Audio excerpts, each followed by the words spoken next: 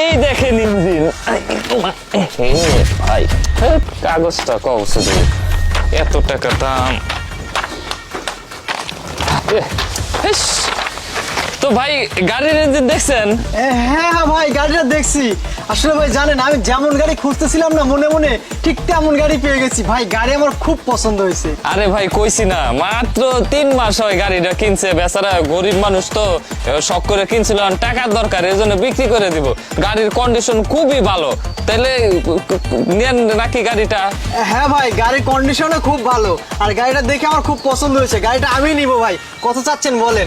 আরে ভাই নিবেনই তো, অত দামাদামি করা লাগবে না, দেখবেন অল্পতে পাই যাবেন। আগে ভিতরে দেখেন গাড়ির ভিতরে কন্ডিশন কেমন। আরে না ভাই, ভিতরে কিছু দেখতে হবে না, আমার গাড়ি পছন্দ হয়েছে। আরে ভিতরে না দেখেন ভাই, কাগজটা দেখেন, একদম 26 সাল পর্যন্ত একদম মনে করেন ক্লিয়ার কাগজ, কোনো ঝামেলা নেই কাগজটা তো দেখেন। আরে ভাই